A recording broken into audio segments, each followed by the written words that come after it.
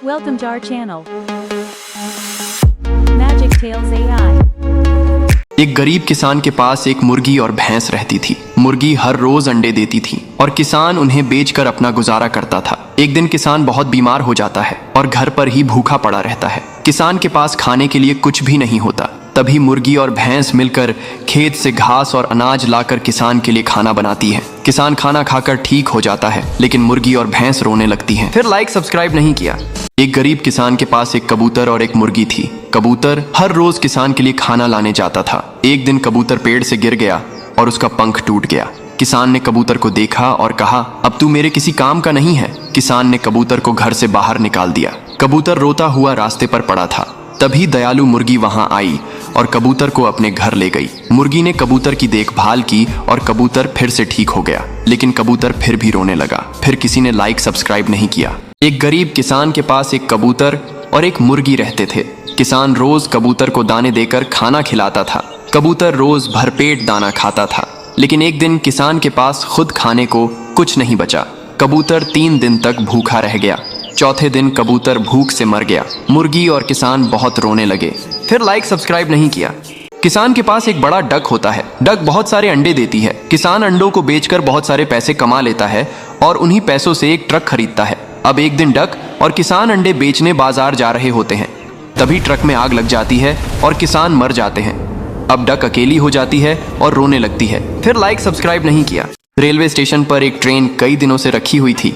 एक बड़ा कबूतर उस पर अपना घोंसला बनाता है, फिर उसी घोंसले में अंडे देता है और कुछ दिनों में अंडों से नन्हे चूजे निकलते हैं। कबूतर खुश था। एक दिन कबूतर दाना लेने जाती है, तभी अचानक ट्रेन चल पड़ी और काफी दूर निकल गई। जब कबूतर आती तो देखती है कि ट्रेन वहां नहीं होती है। कबूतर अपने बच्चों को हर तरफ ढूंढने लगती है। ट्रेन जा चुकी थी। कबूतर उदास एक पेड़ पर बैठी होती है। तभी वही ट्रेन उसी स्टेशन पर वापस आई। कबूतर खुश हो गई और फिर कबूतर ने अपना घोंसला पेड़ पर बना लिया और फिर कबूतर रोने लगी। फिर लाइक सब्सक्राइब नहीं किया।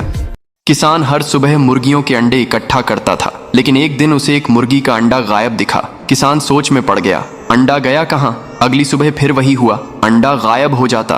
अब किसान रात को छुपकर निगरानी करता है। उसने देखा मुर्गी खुद अपना अंडा उठाकर ले जा रही है और जंगल में छिपा आती है। किसान ने मुर्गी से पूछा, तुम अपने अंडे क्यों छिपा रही हो? मुर्गी बोली, क्योंकि तुम हमें अच्छा खाना नहीं देते हो। किसान अब मुर्गियां को अच्छा खाना देता है। मुर्गी फिर भी रोने लगती है। फिर लाइक सब्सक्राइब नहीं किया। कबूतर ने रेल की पटरी पर एक प्यारा सा घोंसला बनाया और फिर उसमें कई अंडे दिए और दिन बीते और अंडों से बच्चे बाहर आए, लेकिन सभी बच्चों में एक चूजा अलग था और वह डरपोक था। यह जगह खतरनाक थी क्योंकि हर वक्त ट्रेन गुजरती रहती थी।